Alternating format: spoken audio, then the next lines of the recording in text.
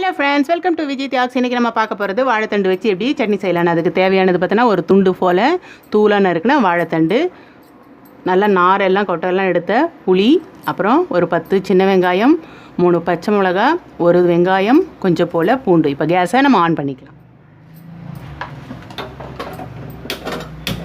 கேஸை ஆன் பண்ணோடனே கொஞ்சம் போல் செக்கு நல்லெண்ணெய் யூஸ் பண்ணிக்கோங்க.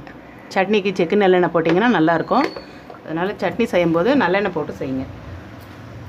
3 பச்சை மிளகா எடுத்து இதை அப்படியே போட்டுக்கோங்க. 3 பச்சை மிளகா போட்டிங்கன்னா கரெக்டாக இருக்கும். இந்த புளி பார்த்திங்கன்னா கொட்டை தோல் எல்லாம் இல்லாமல் வெறும் சதை மாதிரி இருக்குது. அது மாதிரி போட்டிங்கன்னா சட்னிக்கு நம்ம அப்படியே அரைச்சி போட்டால் டேஸ்ட் நல்லாயிருக்கும். சின்ன வெங்காயம் கொஞ்சம் போட்டுக்கோங்க.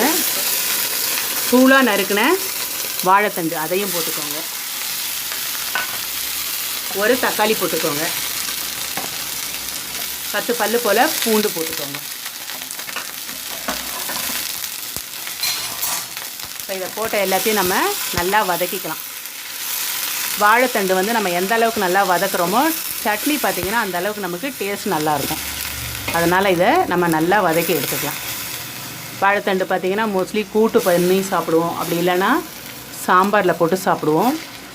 அது நாராக வருதுன்றதால குழந்தைங்க பார்த்திங்கன்னா அதை அவ்வளோவா விரும்பி சாப்பிட மாட்டாங்க. இந்த மாதிரி ஆனால் நல்லா வதக்கிட்டு நீங்கள் சட்னி பண்ணி சாப்பிட்டிங்கன்னா டேஸ்ட்டு பார்த்திங்கன்னா சூப்பராக இருக்கும். நமக்கு அதில் நார் இருக்கிறதே தெரியாது. இட்லி, தோசை, சப்பாத்தி கூட பார்த்திங்கன்னா இந்த வாழைத்தண்டு சட்னி சூப்பராக இருக்கும். ஸோ நம்ம இந்த வாழைத்தண்டுன்றது நார் இருக்கிற காரணத்தாலையும் நம்ம அதை கட் பண்ணுற காரணத்தாலும் அடிக்கடி நம்ம இதை செய்ய மாட்டோம். ஆனால் பார்த்திங்கன்னா வாழைத்தண்டு நிறைய நார் சத்துக்கள் நிறைஞ்சிருக்கிறதால நமக்கு வந்து வயிற்று பிரச்சனைகள் எல்லாம் தீர்க்கக்கூடிய சக்தி பார்த்திங்கன்னா இந்த வாழைத்தண்டில் ஜாஸ்தி இருக்குது. ஸோ நீங்கள் இப்போ வந்து சிறுநீர் கல் இருக்கிறவங்க இந்த வாழைத்தண்டை வந்து இந்த சட்னியாகவே வந்து வாரத்தில் பார்த்திங்கன்னா ஒரு 4 நாள் எடுத்துக்கிட்டிங்கன்னா உங்களுக்கு ரொம்ப நல்லது. அது நார்மலாக இருக்கிறவங்க வாரத்தில் 1 நாள் போல் இந்த வாழைத்தண்டு சட்னி எடுத்துட்டிங்கன்னா உங்கள் உடம்புக்கு பார்த்திங்கன்னா ரொம்ப நல்லது இது. ஸோ நார் சத்து வேணும் அப்படின்றவங்க, அந்த நாரெல்லாம் நிறைய தெரியுது, சாம்பார் சாப்பிடும்போது கூட வருது அப்படின்னும்போது, கூட்டு சாப்பிடும்போதும் நம்ம என்ன தான் நார் எடுத்தாலும் அது வந்து நார் இருக்க தான் செய்யும். ஸோ இதை மாதிரி நீங்கள் சட்னியாக அரைச்சிட்டிங்கன்னா நமக்கு நார் இருக்கிறதே தெரியாது. நல்லா இதை மாதிரி தூளாக கட் பண்ணிங்கன்னா தான் உங்களுக்கு சட்னி அரைக்கும் போது நல்லா மசிஞ்சு வரும். அதனால் எப்பயும் வந்து வாழைத்தண்டு வந்து இதை மாதிரி தூளாக கட் பண்ணி எடுத்துக்கோங்க. அதே மாதிரி பச்சை மிளகா போட்டிங்கன்னா டேஸ்ட் நல்லாயிருக்கும்.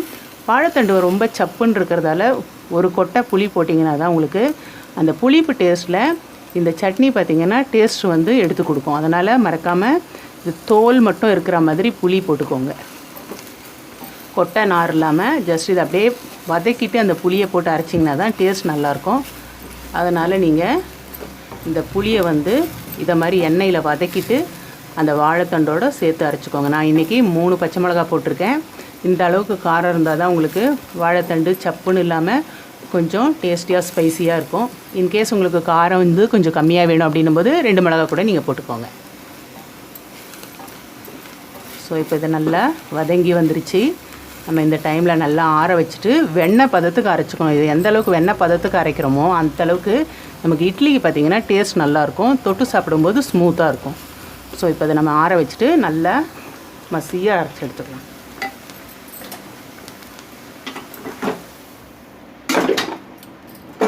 அதை ஆற வச்சு எடுக்கிறதுக்குள்ளே நம்ம தாளிக்கிறதுக்கு ரெடி பண்ணிக்கலாம். கொஞ்சமாக நீங்கள் நல்லெண்ணெய் போட்டுக்கோங்க.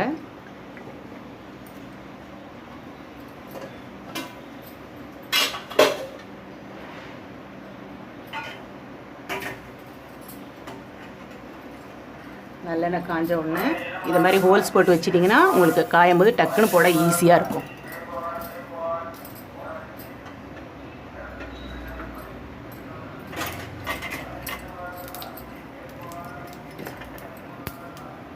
நல்லா வெடிக்கிற டைமில் ஒரு கையளவுக்கு கடுகு போட்டுக்கோங்க.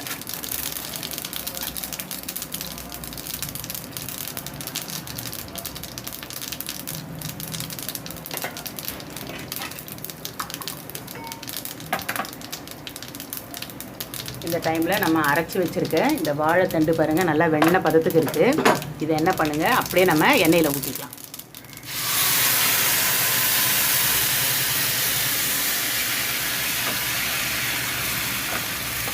எண்ணெயில் ஊற்றிட்டு இதை அப்படியே நல்லா வதக்கிக்கோங்க. இப்போ பார்த்தீங்கன்னா தெரியும், வாழைத்தண்டு பாருங்கள் நல்லா வெண்ணெய் பதத்துக்கு இருக்குது. இதை மாதிரி வெண்ணெயாக நீங்கள் அரைச்சாதான் டிஃபனுக்கு தொட்டு சாப்பிடும்போது நல்லாயிருக்கும். நீங்கள் தொரன்னு அரைச்சிங்கன்னா ஓரளவுக்கு நார் வந்து எப்படியும் தெரிய தான் செய்யும். டிஃபனுக்கு நம்ம ஈஸியாக இதை தொட்டு சாப்பிட முடியாது. ஸோ நீங்கள் அரைக்கும் போது மறக்காமல் இது மாதிரி வெண்ணெய் பதத்துக்கு அரைச்சி எடுத்துக்கோங்க. இப்போ இதை நல்லா நம்ம கலரிக்கலாம்.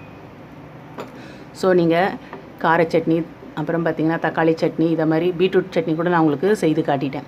ஸோ அதை மாதிரி பண்ணும்போது இந்த வாழைத்தண்டுலேயும் நீங்கள் வாரத்தில் ஒரு நாள் வந்து சட்னி செய்து பாருங்கள். டேஸ்ட்டு பார்த்திங்கன்னா சூப்பராக இருக்கும். அதுக்கப்புறம் இந்த வாழைத்தண்டை நம்ம ஒதுக்குறோம் அப்படின்ற அந்த வேலைக்கு இடம் இருக்காது. ஸோ நீங்கள் வாழைத்தண்டை இதை மாதிரி செய்து சாப்பிட்டு பாருங்கள். டேஸ்ட் எப்படி இருக்குன்னு எனக்கு கமெண்ட்ஸில் சொல்லுங்கள். ஸோ இன்றைக்கி இந்த வாழைத்தண்டுக்கு நான் வந்து இட்லி எடுத்திருக்கேன். இதுக்கு வந்து நீங்கள் இட்லி எடுத்திங்கன்னா இது மேலே அப்படியே நல்லா ஊற வச்சுட்டு சாப்பிட்டிங்கன்னா டேஸ்ட்டு பார்த்திங்கன்னா சூப்பராக இருக்கும். ஸோ இட்லிக்கு சரியான காம்பினேஷன் பார்த்திங்கன்னா இந்த வாழைத்தண்டு சட்னி. இதை டேஸ்ட் எப்படி இருக்குன்னு உங்களுக்கு நான் டேஸ்ட் பண்ணி சொல்கிறேன். டேஸ்ட்டு பார்த்திங்கன்னா சூப்பராக வந்திருக்கு. அதுக்கப்புறம் பார்த்திங்கன்னா எல்லாமே நல்லா நான் வதக்கிட்டேன்.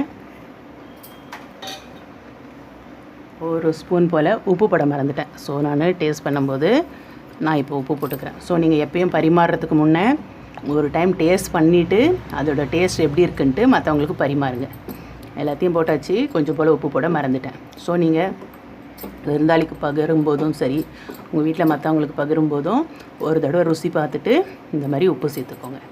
ஸோ இந்த மாதிரி சின்ன சின்ன டிப்ஸும் டிஃப்ரெண்ட்டான ரெசிபீஸும் உங்களுக்கு வேணும்னும் போது விஜி தியாக்ஸ் சேனலை மறக்காமல் சப்ஸ்கிரைப் பண்ணிக்கோங்க. விஜி தியாக்ஸ் சேனல் உங்களுக்கு ரொம்ப பிடிச்சிருந்துன்னா லைக் பண்ணுங்கள், ஷேர் பண்ணுங்கள், சப்ஸ்கிரைப் பண்ணுங்கள். மறக்காமல் பெல் பட்டனை கிளிக் பண்ணிக்கோங்க. பாய்.